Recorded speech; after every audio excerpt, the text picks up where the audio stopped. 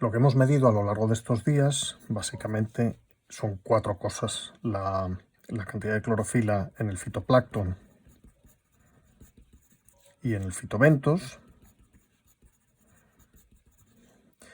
la cantidad de materia orgánica disuelta en el agua del río y la materia orgánica particulada que encontrábamos en el fondo del río.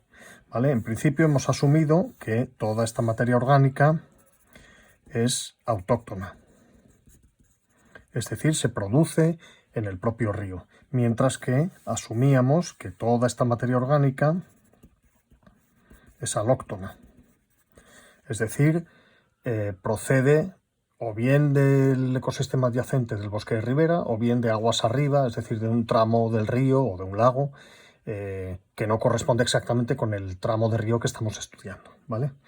Lo que queremos hacer ahora es calcular simplemente el balance como la diferencia entre la biomasa autóctona y menos la biomasa alóctona. Esto me dará un balance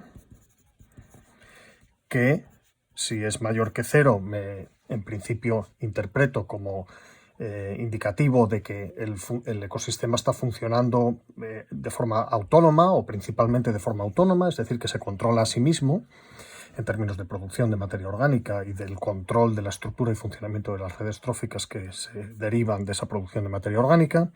Pero si es negativo, me estará indicando que el ecosistema que estamos estudiando está controlado por un donante que le suministra materia orgánica según, digamos, las reglas del donante y que por tanto controla, por ejemplo, la estructura de la pirámide trófica, que era una de las cosas que nos interesaba poder interpretar, ¿vale? Si recordáis en la introducción de esta práctica. Bien, esto es algo que se puede calcular a pelo, y ya os explico en otros vídeos cómo hacerlo, pero cuya interpretación es un poco resbaladiza. Hay que tener cuidado con una serie de cosas antes de poder concluir, antes de hacer la inferencia que hemos hecho, ¿no? con estos valores positivos o negativos. En primer lugar, tenéis que tener cuidado con las unidades. Cada una de estas variables las hemos medido en unidades diferentes y por tanto tenemos que expresarlas en primer lugar. Este cálculo hay que hacerlo asegurándonos de que tenemos una unidad común.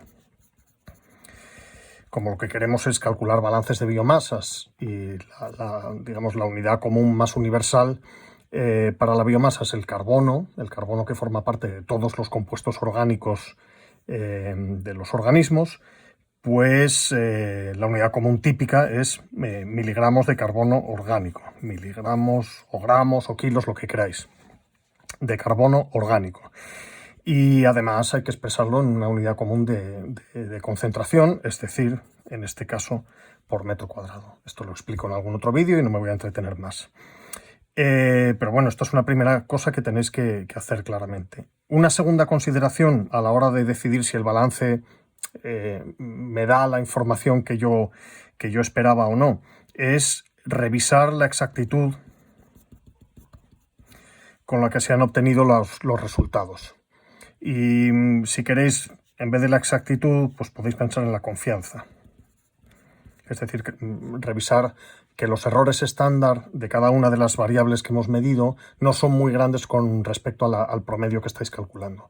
Esto lo podéis hacer de forma cualitativa, simplemente mirando los números, o lo podéis hacer de forma cuantitativa, calculando el intervalo de confianza para cada variable. ¿Qué ocurre? Que si yo estoy sumando cosas distintas, con métodos distintos, cada uno tiene su precisión y su exactitud, puede ocurrir que uno de los métodos esté sobreestimando de forma muy, muy grave la variable que mide, por ejemplo, la clorofila del fitoplancton. Imaginemos que está sobreestimada en un 50% y imaginemos que la materia orgánica disuelta está subestimada en un 50%. Bueno, cada una de las cosas, bueno, está un poco subestimada, pero cuando las sumo, como resto uno a la otra, pues el sesgo que obtengo en el balance total es muy grande y eso tengo que tenerlo en consideración, ¿vale? Bueno, además de estos asuntos puramente de cálculo del valor, hay otros asuntos más fundamentales que tienen que ver con cómo funciona el ecosistema y que hay que tener en cuenta, ¿vale? Para la interpretación. En primer lugar, algo de lo que hablamos también en la introducción. el balance es cierto. Lo que hemos hecho ha sido una foto de un balance, es decir, lo que hemos hecho ha sido, imaginemos una piscina en la que hay un volumen de agua.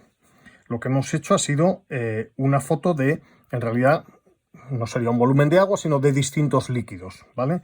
Tenemos distintos líquidos que corresponden a las distintas biomasas, las 4 biomasas que hemos estimado. Hemos calculado el volumen de cada uno de esos líquidos que está dentro de la piscina. Pues uno será la biomasa del fitoplancton, otro será la biomasa del fitobentos, otro será la materia orgánica disuelta y otro será la materia orgánica particulada. Es decir, la biomasa total del ecosistema la hemos calculado como suma de distintas biomasas. Unas asumimos que son autóctonas, otras que son alóctonas. Y lo que hacemos es ese balance. ¿Qué ocurre? Que esto es una foto de una cosa que es dinámica. En realidad la piscina no está llena y se cierra y se acabó. La piscina, digamos, la biomasa total de los ecosistemas y la de cada uno de sus componentes son dinámicas. Es decir, la piscina está, en el mejor de los casos, y ni siquiera sabemos eso, está en estado estacionario. Hay un grifo de agua que está metiendo continuamente agua y hay un grifo que está sacando continuamente agua. ¿Qué ocurre? Cuando estos dos grifos están equilibrados, conseguimos el estado estacionario. Es decir, el agua no es siempre la misma, pero se mantiene al mismo nivel en la piscina. En este caso, la cosa todavía es más complicada, porque para cada uno de los compartimentos en realidad tenemos un grifo distinto. Es decir, la entrada de materia orgánica disuelta no tiene nada que ver con la entrada de materia del fitobentos o del fitoplancton. Son procesos completamente diferentes. Cada uno está regulado y abierto el grifo, por tanto, de una manera distinta con respecto a los demás. Y lo mismo con las salidas. La salida de cada uno de los compartimentos es distinta. Tienen salidas diferentes, con grifos diferentes, que tienen sus llaves distintas, que se controlan de forma diferente, ¿vale? Entonces, tenemos un sistema dinámico en el que cada una de las entradas y de las salidas son distintas. De hecho, cada salida y cada entrada probablemente también, pero cada salida seguro, tiene varios grifos en realidad. Por ejemplo, imaginad la pérdida de biomasa de fitoplancton. El fitoplancton se puede perder porque se muera, o se puede perder porque se lo coma un heterótrofo, o se puede perder porque se sedimenta, o porque lo arrastra la corriente. Son grifos diferentes de pérdida, son procesos de pérdida diferentes que están controlados por procesos tróficos y biogeoquímicos distintos y que, por tanto, nos hacen muy difícil estimar cuál es el balance de todos estos flujos de entrada y salida en el ecosistema, ¿vale? Entonces, esto genera una situación que tenemos que tener en cuenta a la hora de interpretar nuestros datos. Insisto, nosotros hemos hecho la foto sin grifos, hemos hecho la foto de la partición de la biomasa dentro del ecosistema. Para que esa foto estática de la partición de biomasa en un momento dado sea representativa del funcionamiento a lo largo del tiempo de ese ecosistema, tiene que ocurrir que los grifos, todos ellos estén abiertos de la misma manera y todos ellos estén perdiendo de la misma manera. Si no es así, tenemos un sesgo que hay que considerar. Y ese sesgo existe, porque el tiempo de renovación de la biomasa de fitoplancton y fitobentos, es decir, la apertura de estos grifos de entrada y de salida para el fitoplancton y fitobentos es muy alto. Las células, los microorganismos pueden duplicarse a tasas de 1 o 2 veces al día si las condiciones son buenas, y sin embargo el tiempo de renovación de la biomasa de la materia orgánica disuelta y de la materia orgánica particulada son muy bajos. Y por tanto un stock muy grande de estos compartimentos, imaginemos aquí un volumen muy grande de estos compartimentos de materia orgánica disuelta y particulada, puede tener realmente un impacto muy pequeño en el funcionamiento real del ecosistema, porque los grifos de entrada y salida son muy pequeños y casi no hay una dinámica del procesado de esa materia, ¿no? Estamos hablando de materia muy difícil de procesar por el propio ecosistema, ¿vale? Bien, tiempos de renovación, por tanto, tienen que tenerse en cuenta a la hora de decir si esto es verdad, si esto implica sistema autónomo, y esto implica sistema subsidiado. Depende de cómo se interpreten esos balances, ¿no? Hay otra cuestión que es muy importante y es que no toda la materia orgánica, aquí estamos sumando toda la materia orgánica, la pasamos a gramos de carbono por metro cuadrado y la sumamos y restamos como si fuera toda la misma, pero no es lo mismo. No es lo mismo un filete que una lechuga. Y aquí pasa lo mismo. Una materia orgánica es muy rica, muy biodegradable y otra no. Entonces, por ejemplo, la materia orgánica del fitoplancton y del fitobentos es materia orgánica bioasimilable fácilmente.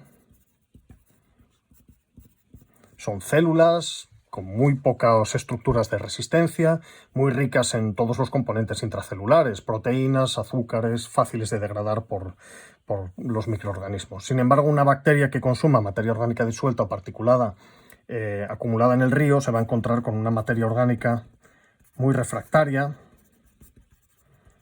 difícil de asimilar, difícil de degradar, como puede ser la lignina o celulosa muy estructural, que no solo es difícil de degradar, sino que aporta muy pocos nutrientes, es poco nutritiva. Es decir, tiene mucho carbono que encima es muy difícil de degradar. La lignina es un buen ejemplo, ¿no? Es un polifenol muy antipático. Y encima no aporta nitrógeno, fósforo, azufre, cosas que yo necesito o que la bacteria necesita para construir sus propias proteínas, sus ácidos nucleicos y en definitiva para crecer como célula, ¿no? Esta ocurre lo contrario, es muy bioasimilable, pero además es muy nutritiva. Así que ni siquiera si conociéramos los tiempos de renovación y los incluyéramos, deberíamos asumir que simplemente sumo esto sin factores de conversión. ¿Qué habría que hacer? Aplicar factores de conversión. Factores de conversión, bueno, no, mejor dicho, ponderar la suma que estoy haciendo aquí de las dos biomasas. Cada biomasa debería estar ponderada por algún factor que corrigiera tanto por los tiempos de renovación como por la naturaleza de la materia y su participación en su potencial para participar en la dinámica del ecosistema, ¿vale? De hecho, el tema de la no sé cómo decirlo. Bueno, el tema de la naturaleza bioasimilable de la materia orgánica no es una cuestión que dependa solo de la composición química de esa materia orgánica, sino de la presencia y actividad de los consumidores de esa materia orgánica. Es decir, imaginad, por ejemplo, la hierba. La hierba, en principio uno diría, bueno, es una materia difícil de degradar porque yo no me puedo alimentar de hierba, me cuesta mucho digerirla, tiene mucha celulosa estructural, vale, es poco, bueno, depende. Para una vaca es una materia estupenda para degradar. Entonces, el que yo diga que una materia es bioasimilable depende de su composición química, pero también de que los organismos que la consumen estén realmente presentes ahí. O sea, que habría que considerar la presencia y actividad de los heterótrofos. Y aquí lo mismo.